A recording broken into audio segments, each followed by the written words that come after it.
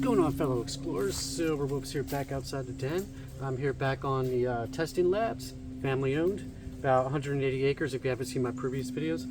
I want to get this set up pretty quick. It's going to rain really soon. There's really strong threats of thunderstorms, but really quick, this is the Preself Hammock BugNet Rainfly. Again, I want to get it set up real quick and then we'll take a look at it. Yeah, so I dodged a bullet with that one. The storm went a little south of me. Did have it originally set up behind over this way. Had the hammock strap up against that little sapling right there. That's a rookie mistake. This is only my second time hammock camping. So when I would sit down in the hammock, it would bend the tree and the whole tarp system would cave in. So I had to relocate it. So here's the outside. Got the stakes put in. Got the trekking poles. Now this is the designers could have done better. They could have made this a little larger so that the stake poles could go in. It's working right now, but just barely. Probably if I got some time, I'll make some sticks and just shave, sharpen the end, and then I could have my own stake poles going up. So again, this is a Mosquito Net Hammock / tarp. This is nylon.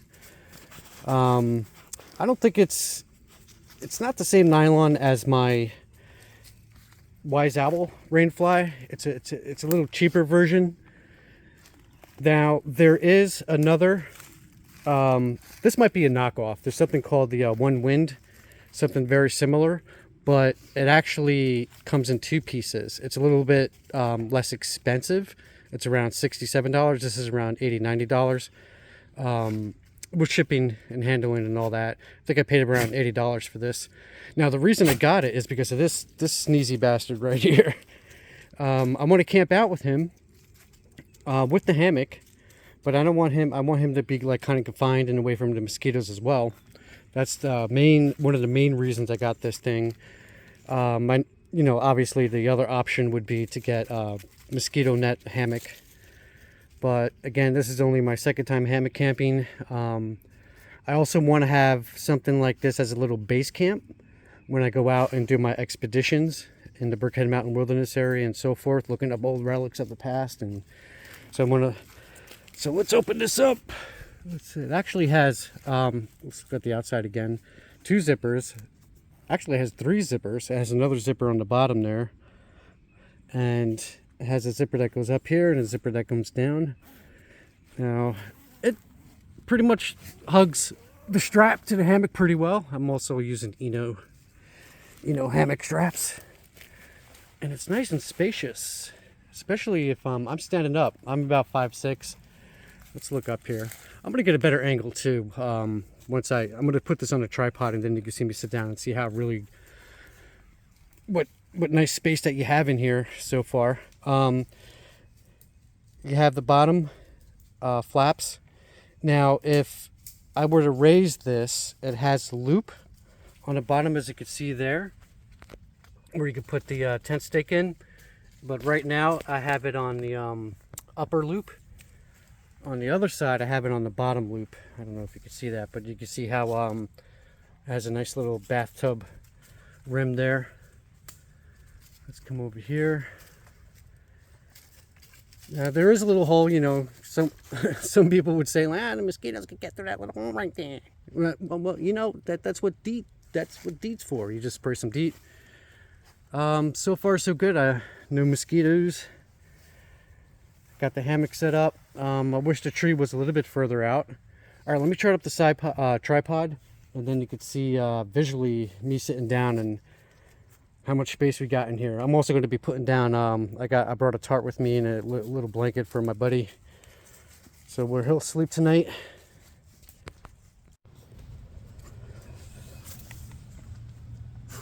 All right, yeah. So yeah, I'm about 5'6". If you go a little bit taller. This is probably as high as you want it. Probably, what's this, another 3 inches right here maybe. maybe 5'10" at the most. You want to lift this off the ground. Let's see, can I?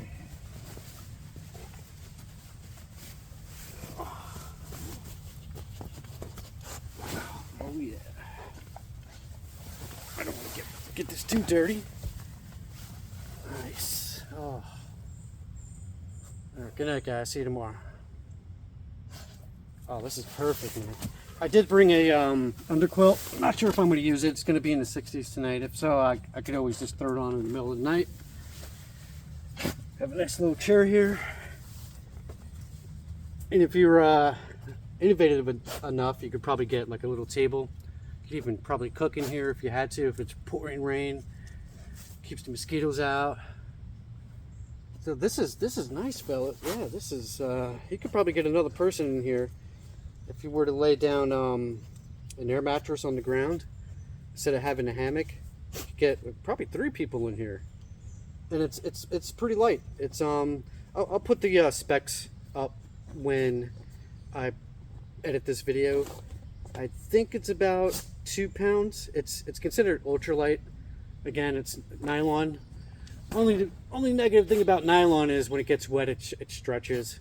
So yeah, leave in the comments below what you think. Gonna sleep in it tonight, see if there's any bugs. And I got a few other things I want to show you, a few little upgrades to my camping equipment that I'm going to be utilizing when I'm actually out in the field doing the expeditions, you know, lightening up my load, trying to keep it in the 20s. So beautiful, beautiful.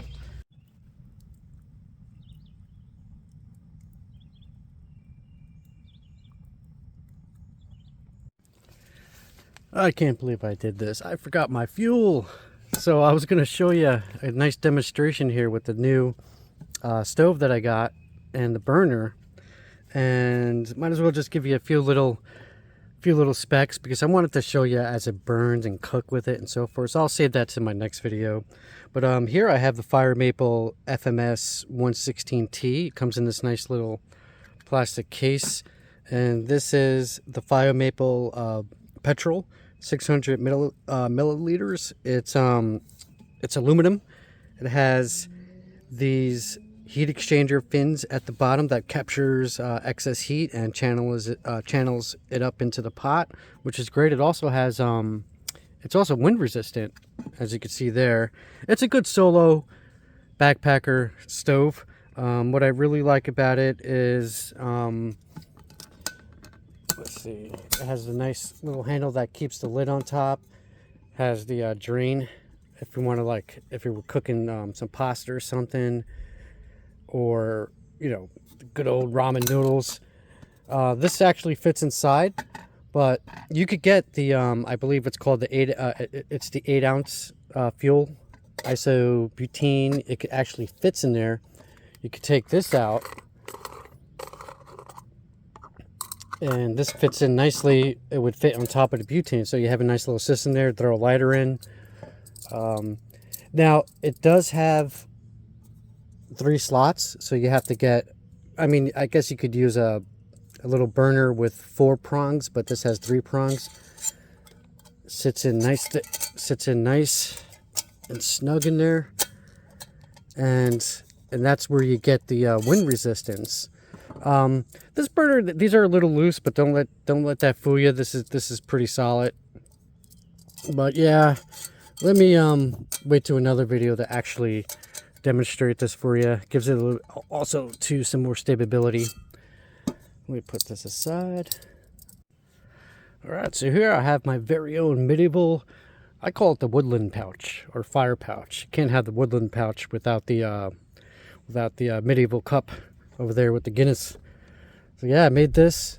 You know, like I mentioned in my previous video, I want to make it unique. You know, you want to make it unique, your own camping equipment. You know, it could get pretty intense when you're online and you're watching these YouTube videos on different equipment and pouches and packs and so forth.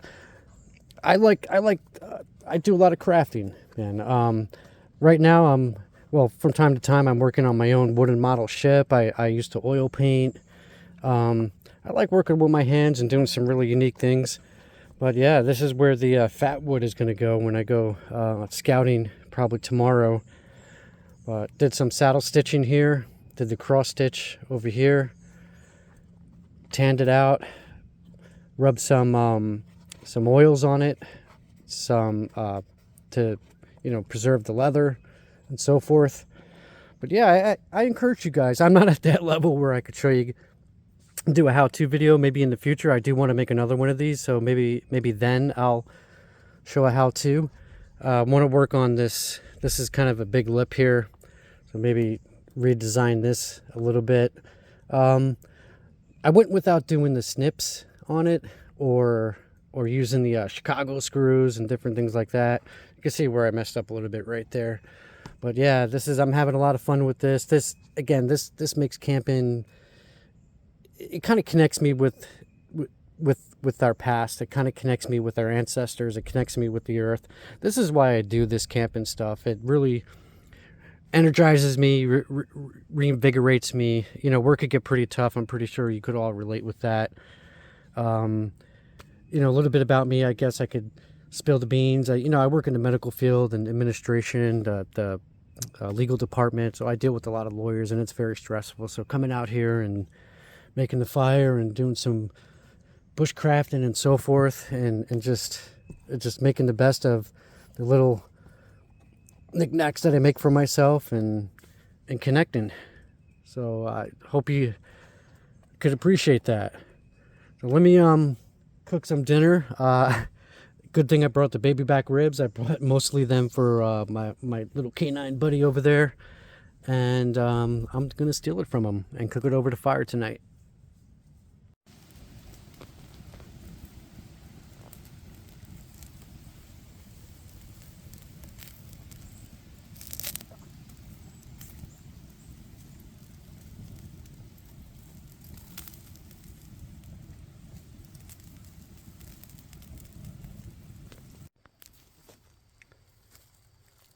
What is it?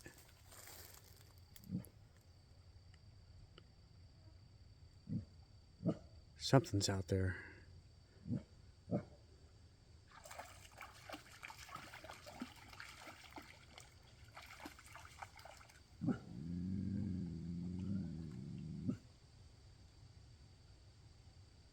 Look at all these bugs.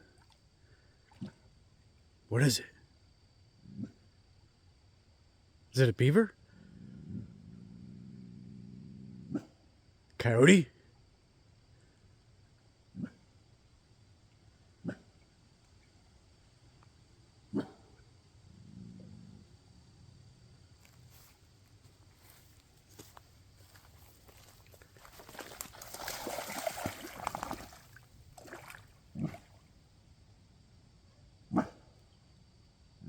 Something was out there. I heard it splash. I'm hoping it's a beaver.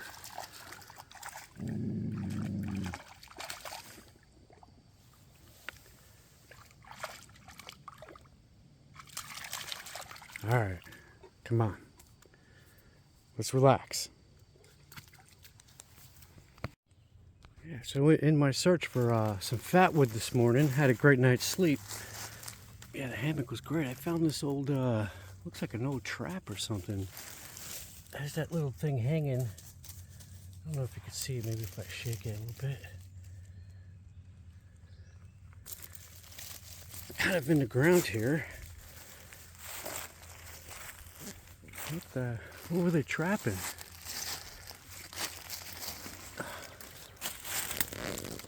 There's a back to it.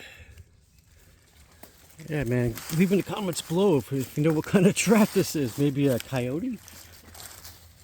Maybe a beaver? That's so odd. And then it has that little cylinder, makeshift cylinder.